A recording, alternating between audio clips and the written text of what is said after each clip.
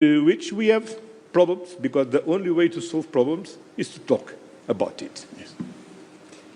I can add to what Antonio just said. I mean, the initial wake-up call for the European Union to diversify and to look for reliable partners, trusted partners, was when we had the energy crisis, and we all of a sudden realized our over-dependencies of fossil fuels from Russia, and Russia cut from one day to the next the supply of energy. You all witnessed the severe energy crisis we went through, and this was the initial trigger for us to understand you need to diversify. That's important. You have a network of suppliers, and you need trusted and reliable suppliers. As we say, you always meet twice in life, so it's also so that on both sides there needs to be trust. And then you can build good things, as we just are showcasing here.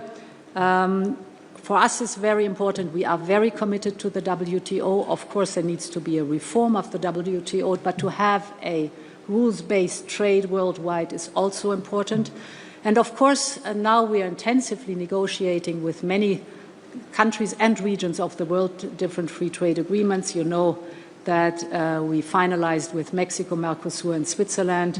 We are about to finalize with India. We're working with Australia, Malaysia, so others too.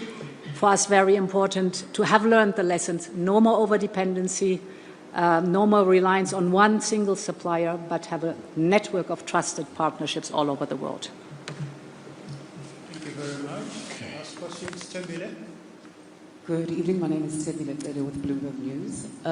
It seems like you went from struggling to pull together an EU-South Africa summit for many years to having two in 1 year, and it's been a very turbulent period, I think, globally, politically speaking.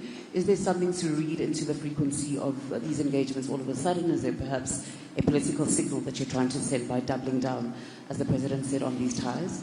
And then President Ramaphosa, you said that the US request comes at the 11th hour, and you would have to look at the practicalities of accepting that request. Does that mean that there's an opportunity or perhaps a possibility where it would not be practical to accept their request to be readmitted, as it were, to the G20 summit?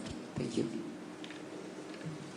Well, the United States is a member of the G20. They are the original member of the G20, so they have the right to be here.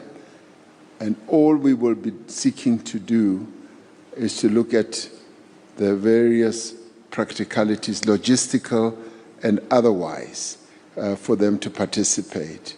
They have a seat at the round table, as you will see on Saturday.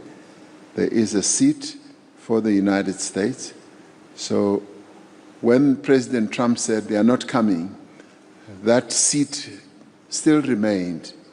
It was empty for a while, but it will hopefully be occupied, but we want to deal with all those practicalities.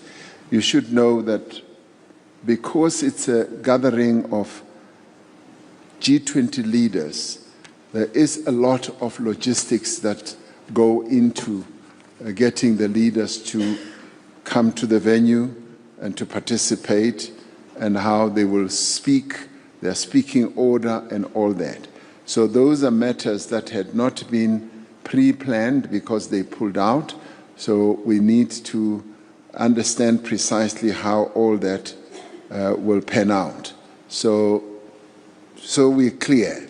The United States has a right to participate in the G20, and much as they notify us at the 11th hour, we still need to engage with them to understand fully what their participation at the 11th hour means and how it will manifest itself.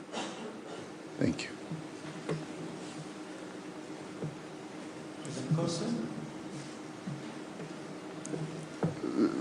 He'll tell you that very little to say. I think the President Ramaphosa said everything. Thank you very much. That brings us to the end of this media conference. Peter has a question. Oh, Peter, okay.